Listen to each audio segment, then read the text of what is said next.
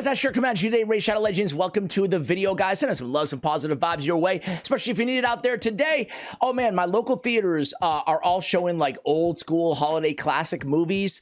My fave, Die Hard, my favorite holiday movie as well. And I'm dying to get over there. I just can't find the freaking time, but tonight might be the night. I don't have my kiddo tonight. I might go watch Die Hard on the big screen. I love when theaters do that. They bring back like these old classics. I went and saw Citizen Kane. Like, what is it, 1942 Citizen Kane? I went and saw that like a year or two ago, and it was pretty cool to see them like on the big screen.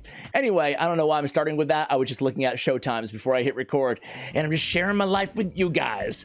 My friends, my only friends, my raid friends. I'm Mr. Lonely. I have nobody. Today, you know, I've been thinking about this fusion. I'm not going for him. You know, are any of you guys going for a Blizzard the Howler? To me, it's just like, he's got the nice Christmas wreath on his shield. He's got that going for him. Other than that, I'm not super excited about this dude. I think it's probably, for most players out there, it's a good time to kind of take a break. You know, if you're going for him though, you know, let me know why you disagree, why you think he's a must-have. He's a defense-based champion. Really quickly, let's just go over his stats and kit. But that's not what the video is going to be about. Oh, there goes that dream. It got me thinking. He's all about freeze, right? And of course, hard not to compare him to Pixneal, who has the AoE freeze, the increased defense, continuous heal, kind of a similar kit, freeze synergy on the passive as well, and a previous Christmas holiday season champion. And this dude is very, very similar. He's different. You could argue better, but not by a ton, in my opinion, anyway. You don't know how humiliating it is to get rejected on a regular basis. Which is, all these reasons are why I'm passing. He is a defense-based champion with a decent amount of base defense, 1432. He's got a triple hitter with a 50% chance of freeze. But it got me thinking about what other freeze champion is, you know, one of my faves out there, one of my more used, one of my crucial champions on my account, meaning not just good in theory, but good in practice. A champion that I am using almost every day. And there's actually one, and it's not Ninja, even though Ninja's great too. It's actually an epic champion. So I today want to unveil him to you guys and really sell you on if you have him. Invest, man. Gonna make me rich. I think everybody, early game, mid game, late game, will take advantage of this guy in multiple areas. I'm going to show you Fire Knight 10 as well. You probably can already guess who I'm talking about, right? Anyway, this guy's has a triple hitter with freeze chance, 50% chance on his A1. He's removing only CC debuffs, adding an increased defense and an ally protect. You know, increased defense, ally protect on the same 3-turn cooldown is a nice ability. A lot of damage mitigation.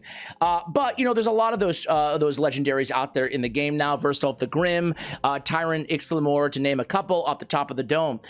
Spike Blizzard and AoE freeze with decreased turn meter on enemies, and he can't be frozen. Instead, he transfers it over to the enemy, okay? He comes back to life with a revive on death and 30% HP as well, which is kind of cool on a 3-turn cooldown. Anyway, overall on this guy, I'm not going for him. I don't think he's worth the headache during the holiday season to actually, I mean, there's a lot to focus on right now, right? We got the Cursed City in the game.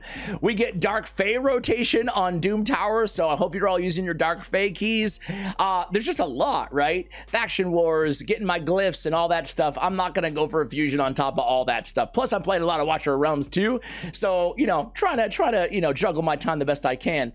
But of course, the champion who I think it's hard to say better because he's quite different and he's quite the same. But a champion who I think is better in the late game. How about that? Is actually an epic, and it's Criodan the Blue, or Criodan the Blue. Cryo, right? Cryo chamber. Hello. Right? That's how you say it? Anyway, this dude, I mean, first of all, he looks amazing. You can make an argument. I think you can make a valid argument that he's like a top 20 epic champion inside the entire game. Maybe even top 10. Like, that's how high I am on this guy. I want to hear from you guys, though. What do you think? His reviews in game, his ratings are great, too. He's an epic support champion, okay?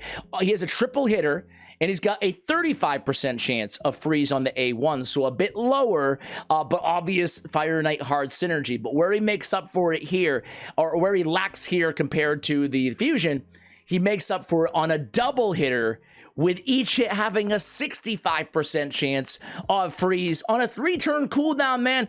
Back in my day, the best freeze champion in the game for Epic for years and years was Lua, right? I mean, she was it. And I'm sorry, it was Luria. Are you not talking about me? Lua and Luria, I always get the two confused. Shame on me. Luria attacks all enemies, has a 75% freeze on a 4-turn cooldown, okay? That's it. That was it for years and years and years. And honestly, before Ninja, before, who had the AoE freeze before? There weren't that many. Shiramani, you know, even including legendaries. There was Gergo the Augur, Shiramani, a couple. That's it. That's it for a long time. And then Criodan comes in, and he's like, yo, step aside, man. Excuse me, out of the way! Because a 65% chance on a 2-time hitter is really good. It's not guaranteed, but it's close to a guaranteed freeze on most champions, on wave content, on a 3-turn cooldown. It's a great lockdown controllability. But of course, it's a double hitter with a freeze for Fire Knight Hard. But then you add the A3 on the Blessing of the Blue to the kit, and now it's just like, okay, I can use this dude in any dungeon. I can use him almost anywhere because we need increased speed basically anywhere in the game. And then he's got a nice little turn meter boost, a little apothecary action going on here with the Blessing of the Blue. Blessing of the Blue, excuse me, is a 3-turn cooldown. Now, Snow Dancer is where it all comes together, right? Fills his champion's turn meter by 5% for each freeze debuff placed by this champion. So it's a little battery charging every single wave, every single freeze, and he's got enough of them. He's got enough of them, by golly, right? He's going to be increasing his turn meter, you know, as well. So what a great support and control champion. I'm going to go ahead and show you how I have him built. I have him built for a little bit of damage too, because I'm getting a little greedy here. Greed is right. Greed works. I wanted to see what he can do for damage, even though he's not really a damage dealer. As I mentioned, he is he's a support champion. His base attack is 1090. Actually, let me just pull him up on good old hellhades.com and see where I think that Hades and crew, I think that they're really high. When I think of the Hell Hades crew, I know there's a lot of people that work there, but I think of YST, Saf, and Hades in terms of like the figureheads, the creators, even though big shout out to Fixion too. He's the GOAT. Anyway, Cryo, he's kind of the man behind the scenes on the Hell Hades team in a lot of ways. Really good dude too. So massive shout out to you. Criodan the Blue. Okay, so they give him a 3.5 overall rating. See, I'm quite a bit higher than a 3.5 here, so maybe I disagree a little bit, fellas, with your rating. I think he's insanely good. Obviously, Fire Knight Hard 5 out of 5 easy, but you know, in Dragon and Ice Golem, sure, he doesn't bring like poisons and stuff like that, but you know, he's fairly easy to keep alive, right? He has a decent defense for an epic champion. I'm afraid I'm a little short of bride money. I mean, he's bringing a lot of support, a lot of control on the waves. I would give him a little bit higher score in these areas, personally. But anyway, his multipliers are a 1.2 on the A1, but keep in mind that's a triple hitter. And then he's got a 1.9 on the A2, which is a double hitter. So you add that up, quick math, 3.8 and a 3.6, you know, total damage potential. I think he can put out a little bit of DPS on top of what he's doing here. So let me go back to the build here. I want to show you the Masteries first. For obvious reasons, he's getting all these, you know, this double hit, the triple hit on the A1. We went with Giant Slayer. I think that's the way to go for a tier 6 Mastery. We win support. You could definitely go defense as well. I'd probably go Tough Skin, come down with Blast Proof as well, come down Delay Death through Resurgent, and pick up Retribution and Deterrence, just to get more chances at triple hitting and freezing on the A1 with the counterattacks. However, I wanted a little bit extra accuracy. I was a little low, so I went accuracy. I came down and I kind of shot diagonal style, diagonal bingo over here to Lasting Gifts, because there's really no reason to pick up Master Hexer. We're not going to be able to extend a freeze on this champion. I guess if you didn't want any damage out of him, right, you wanted to go ahead and just use him for wave content, didn't care about any damage, had plenty of DPS already on your team, go defense, and then just come come down and after Retribution, just pick up Fearsome Presence, right? Increase that freeze chance on the A1 and the A2 by 5%. You know what, now that I say it out loud, I don't know if the damage from Giant Slayer is going to be enough to sacrifice that extra 5%, which actually goes a long way on this champion because of the multi-hits, because of the multi-abilities, excuse me, with freeze, right? So anyway, yeah, lasting gifts, chance to extend the increased speed. Sure, we'll take it. All right, guys, I picked up Lore of Steel, even though I only have one basic set perception on him, but hey, it helps. Total stats, I prioritized, obviously, some survivability, and then speed and accuracy, really. I threw crit rate gauntlets on him, and I kind of figured in Fire Knight 10, if he is dying, then I'll just take the crit rate gauntlets off and I'll just replace it with HP or defense. Here, they're pretty evenly built. 54K, 2600 on the HP and the defense. And you can see, I actually have commanding presence, but I want to change this, man. I want to go Phantom Touch. Now, it's going to scale based off his attack, and I'm not prioritizing attack at all, but that extra hit for Fire Knight is definitely going to be advantageous. It's going to count basically as 4 hits on the A1, even though we only have 3 chances at placing the freeze. All right, so we have accuracy on the banner. We have crit damage on the amulet. We have defense on the ring. We have speed on the boots. We have HP percentage on the chest. I would go HP or defense, especially for Fire Knight hard. That dude hits, well, hard. Quad roll accuracy, guys. How about that? Not bad. I don't have that many quad rolls on my account. How about you guys? Anybody been playing the game for a really long time? How many quad rolls do you have? We are poor. Off the top of my head, I'm sure I'm wrong, but I can only think of 3 that I have. I have 1 speed, 1 accuracy, and 1 crit rate. But I must have more. I mean, golly, I've been playing the game for 5 years, and I've upgraded so many different pieces of artifacts. You'd think I'd have more. Anyway, I digress. I looked for speed, man, because you can't have them. There's no such thing as too fast for Fire Knight hard, in my opinion. So, but that being said, there's no speed requirements for this team, meaning that, like, I don't have it speed tuned. I just pushed everybody as fast as I possibly could. So again, Phantom Touch, I think, is a great choice. If you're not just relying on a Fire Knight build on this dude, you can, of course, go with Commanding Presence, as I went to. I think that's a fine option as well. Okay, guys, let's go ahead and show the Fire Knight team. Let me just do, I think it's kind of dumb, but that I do this, but on my Champion Guides channel, by the way, so I did a community tab poll. Let me actually share the results so far. It's only like a couple hours in, but they're pretty telling. So guys, what's your favorite type of video that I post here on the channel? Champion Guides, 50%. Well, you guys know that I have a Champion Guides only YouTube channel, right? If you ask me, I think that you'd be much better off working in creative or marketing. It's called Raid Champion Guides. And I upload a guide I try to do every day. We're at around 24,000 subscribers. I just started this at the beginning of the year. 270 videos, 270 guides. And like you said, I mean, whoever you're looking for, I have a pretty long guide on them. Some of these, maybe about like 5 to 10% of them, are repurposed guides that I've released in the last year on this channel. And some of them are, most of them are all like bespoke brand new guides, taking a fresh look at these champions. Anyway, I digress. Let's go ahead and try this dude out. And now I say all that to say that the feedback on that channel is Ash, we love when you try, even if they're not an arena champion, we love when you try these champions out in the arena as well. Do they know about me? So I'm going to do that. I'm going to do just that, right? I would use him as an early game arena champion. Now, obviously, this is not an early game team, is it, guys?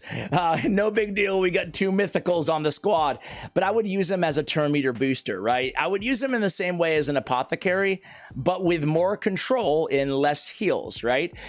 Basically, he would be either the first or second to go on my team. And the reason I mention this is thousands and thousands and thousands, if not more, of new players start this game every single day, right? And it's important to recognize that people still need help. I'm just talking to myself here. People still need help in the early game, right? So we could lead off with the A3 in the arena and get that turn meter boost and the increased speed. And that's how I think that I would use him in the early and the mid game. Basically, people who are farming your Great Hall still, he makes a great speed booster because he can come back in and control, right? So we landed a freeze on 3 out of the 4. Only reason we didn't land it on Mithrala isn't because, oh, and he got the back-to-back turn. He got the back-to-back turn. I forgot to even tell you I'm running him Relentless. I think that Relentless is the way to go for this dude. Another extra turn. I'm loving this, man. Boom. Another AoE. And he's hitting like not super hard, but not super soft either, huh?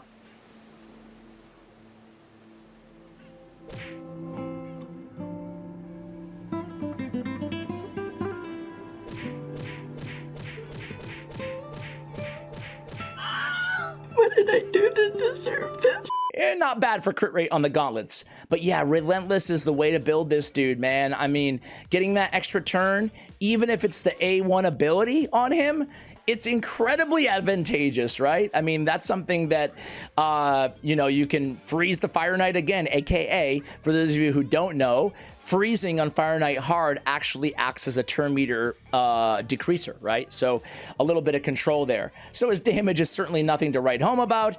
It's not like he's built to be an uber nuker, but again, I did throw the crit rate gauntlets on him with the Giant Slayer. Now let's go ahead and take him into, as I mentioned, guys, what is up with my game? What is this? Does this happen to any of you guys too? Or is some mad agent hacking into my system from Plarium, spying on some Ash? Oh, come on. All right. I mean, I would hate to be a new player, like, what's Fire Knight Castle? Where's the dragon? What do you expect? Anyway, the guy who looks like a dragon, maybe? All right, let's go into stage 10. This is the squad. So I used to run Foley on this team in the place of Criodan the Blue, right?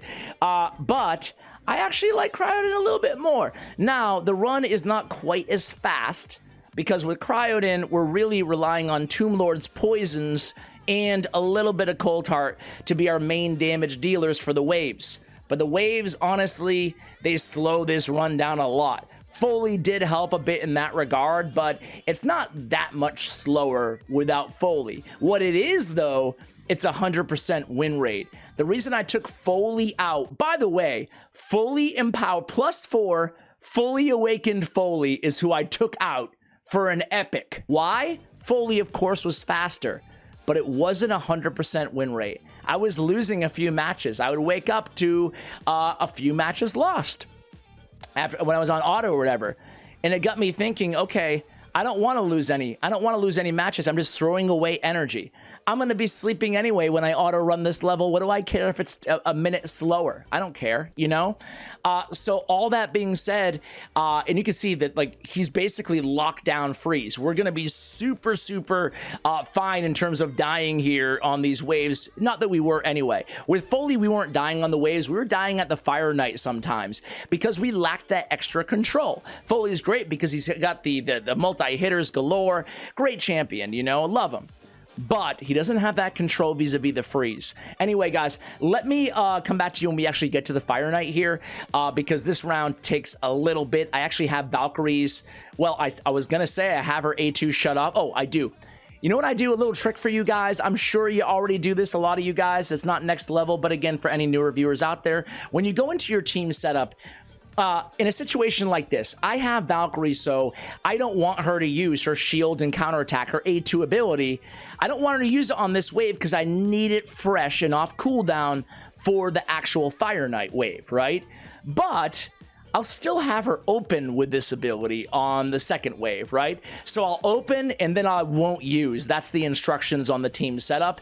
It just helps speed things along a little bit. And speaking of speed things along, look at this, guys. Surprise to absolutely nobody in the world, I was able to vamp for 2 minutes here and not have to cut to the Fire Knight. In plain truth, I'm used to it. So getting through these waves, a little slow, but these are level 350 mobs. I also want to mention the Cursed City, guys.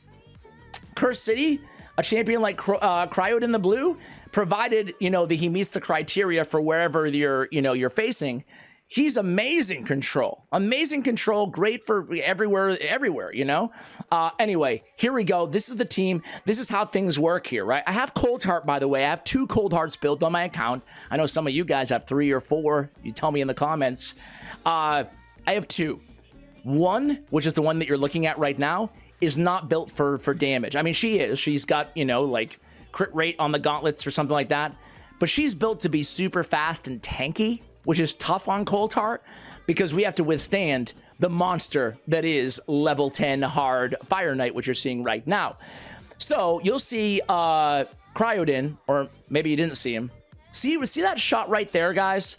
That's the shot that if I was gonna get killed, I think it might have been a critical hit from the Fire Knight. Either way, here we go.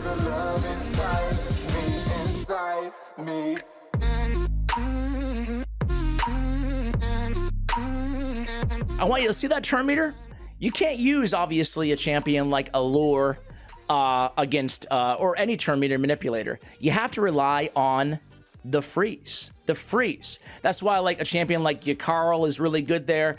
Now, Criodan goes in. I didn't see him land a freeze or a turn meter manipulator on that ally attack. Did you guys? Either way, here we go. So about half health on the Fire Knight right now. My man's just putting in the work, man. Do any of you guys use this dude? I can't be the only one who respects this guy. Forget the fusion. Give me this dude, right? Give me this dude. Okay, that being said, though, he's not getting resisted that I see. He must just be getting bad RNG with that A1. Now, the good news is we're still alive and kicking. We're doing well here, right? We have Cardial. By the way, you could run a Lady Mikage instead of a Cardial as an ally attacker. I've seen some of my clanmates actually making the switch to Lady Mikage in a lot of different areas of the game. So finally, we can see a freeze land. Very bad RNG, but just look at that turn meter, right? Every time Criodan goes in, we're gonna see a nice little dip in that turn meter, which really helps keep the control on our side, buy everybody else time, namely Valkyrie, right? To keep the shield up on our team and kind of set things up appropriately, right? Tomb Lord as well. Tomb Lord is acting as our debuffer and damage dealer with the poisons on this team. As I mentioned, Valkyrie and Koltar. I'll show you the builds and the team setup in case you guys are curious. One thing I hate doing, or I hate watching on other channels, no one in particular, by the way, it's not like a shot at anybody, but is when they show, even on a champion guide, right? Here he goes. Man, he's not landing any. And I'm not seeing resist or anything either, so it doesn't look like it's an accuracy issue. Did he go in there? Nah, he got a I guess he landed a decreased turn meter. I just didn't even see it go down there. Anyway, pet peeve, right, is that you're watching a team, like a video like this, right? They highlight a team that a champion's on, and then at the end, they don't show anything on the team setup, and you're like, wait, what? How'd you do that? How'd you set this team up? You know, sometimes it's intuitive, but it's just nice to see too. And you can see the speeds and the stats on all the other champions as well. Landed a turn meter there, and again, just, you know, not the fastest run in the world, but not the slowest either. He put out 1,000,000 damage. Not too bad, right? Not too bad there for the crit rate on the gauntlets. I will say that one hit, you remember the one I'm talking about, the one I said might have been critical? His HP got a little bit low for my liking. So, I don't know, guys. You be the judge. 1,000,000 damage. We'd probably sacrifice, what was it? Savage with no crit rate? Meh. We'd probably sacrifice half that damage if we just ran him with HP percentage or defense percentage on the gauntlets, but it might be a good move. I didn't really like how low his HP got there. But anyway, here's the team. I have not lost with this team yet. Knock on wood. But let me show you the team setup here. So we have again, these speeds, some of them are going to be really fast. Cardo does not need to be this fast for this run, 339 speed. I just decked him out in speed gear, basically, right? I didn't need any accuracy or anything on Cardio. To me, he's a fairly easy build, right? Valkyrie, she's built with speed. Her defense is 1,600 that it scales so well no matter what, but I'm not prioritizing like all-out defense, right? Tomb Lord. Again, basically just a little bit of speed and accuracy. We already know on Criodan. By the way, on Tomb Lord, we have him opening up with Blight. And then on round 3, we have him opening up with Crippling Blows, his A1, and not using his A3. It doesn't do any hits, right? Some people leave this on and just hope he can land the decreased defense when the shield is down. But I hate the idea of burning an ability with no hits on it, personally. Valkyrie, as I mentioned, she's opening and then not using stand firm, and then she's prioritizing that. And Cardial here is not using his A2 nor his A3 here, but we could do the same thing. We could open with this on wave 2. And then wave 3, we're going to go in first with the Angel Song, and then first priority will be the ally attack after that. We didn't do anything here at all with Criodan. I guess you could make the case of maybe turning off Blessing of the Blue, but then I really like the increased speed, so I would not turn it off. I would not. Increased speed on everybody else is going to be really, really important to have. And that's another thing that he brings to the table that obviously Foley didn't, right? Makes everybody else go a lot faster. We're not using Art of Pain at all on Coulthart on the round 3.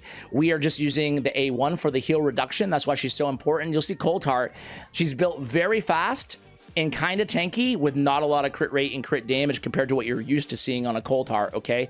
And again, here on the second round, we're not doing anything. So guys, that is it. What do you think of this epic, man? I think he's really top notch. Hopefully you guys agree. Thank you for watching, and as always, take care, guys.